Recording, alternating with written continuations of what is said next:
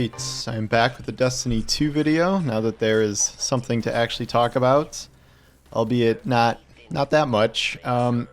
This was the launch of Act 3 of Episode 2, Revenant, the Scorn Vampire season that is ending with a new exotic mission that was live today, and because we jammed all the story into one day, we have to run it 3 different times to actually end the season.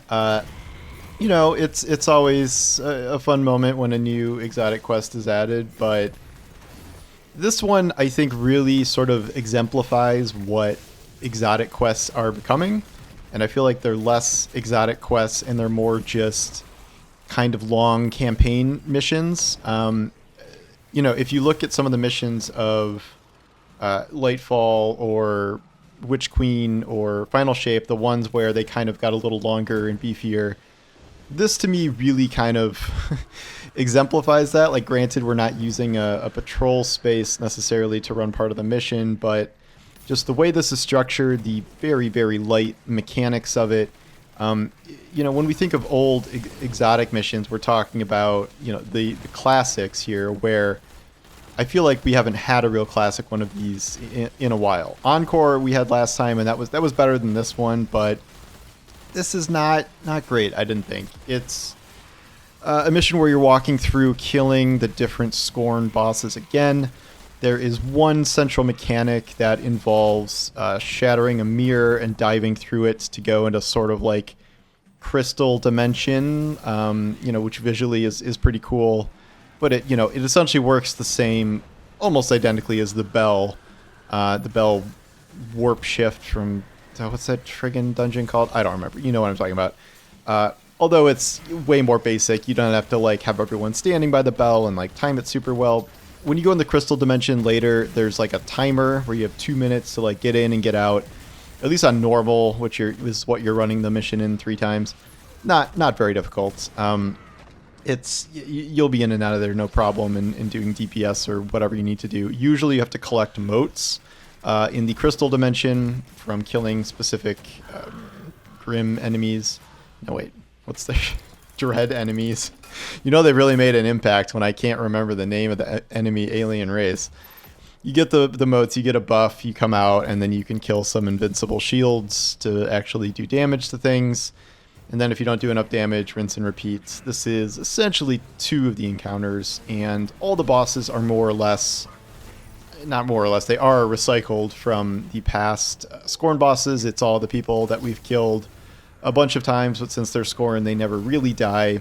And then, of course, all of this is in service of trying to kill Fickrel and get the Echo away from him. Last time we had the Echo and we killed Maya Sundaresh, except the Echo just sort of went away.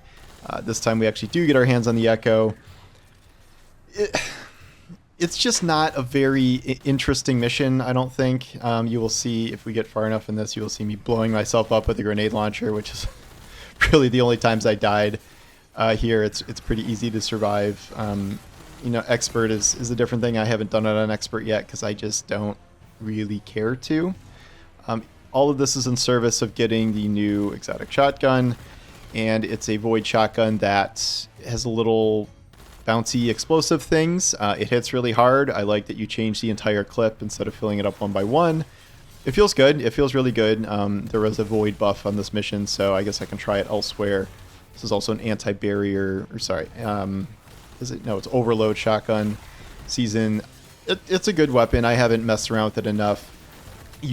Once again, this is something where you get the catalyst if you run the mission again and do Expert every week, and well, maybe you don't have to do it every week because they just gave you 4 catalyst quests right when this ended, which was again very goofy.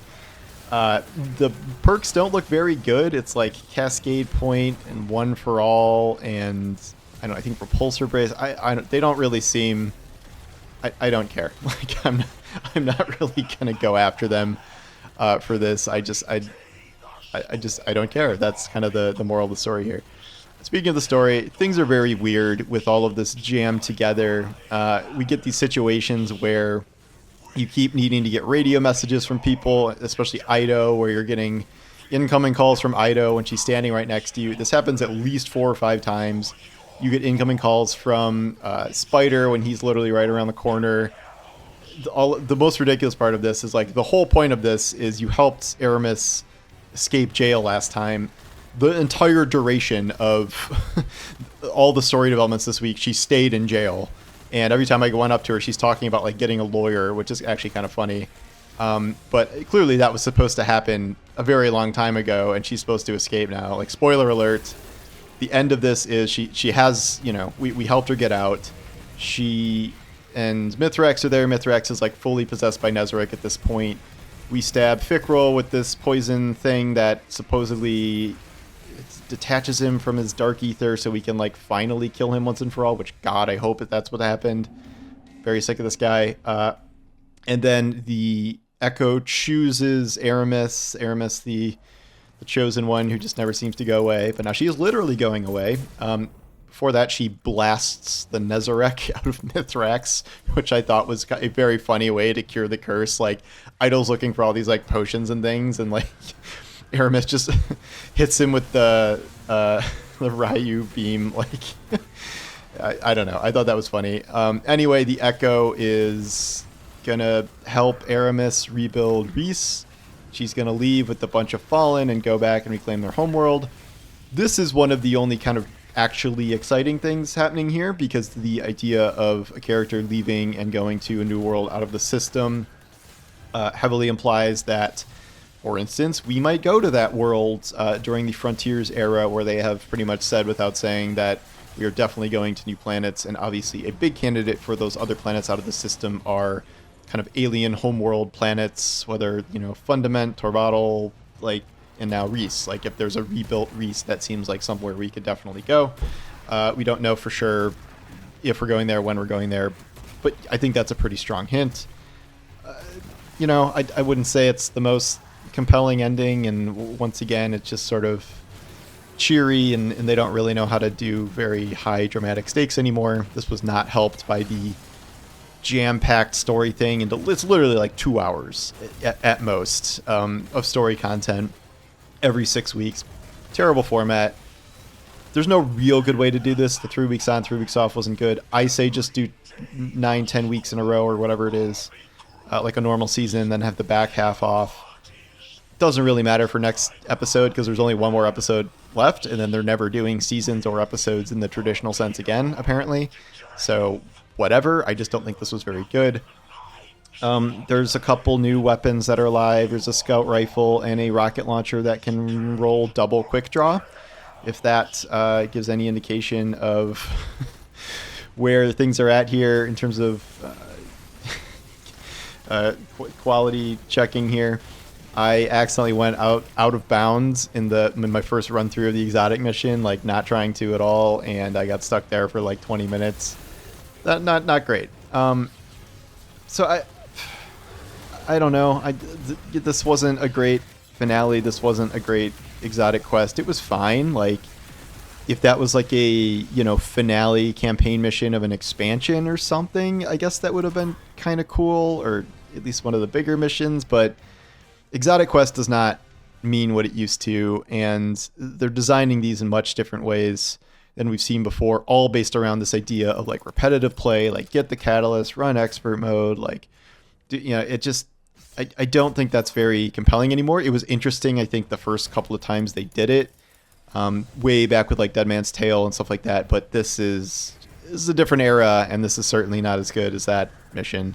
So the definition of exotic quest has certainly changed, and I don't know if it's something to get as excited about now as it used to be. It's, there's an exotic mission dropping. It's like, yeah, okay. Like, it'll be a little different, but this one literally had all recycled bosses, not terribly compelling zones, and a very basic mechanic. The coolest thing is this organ that has a lot of secrets to it, which I think have been solved already.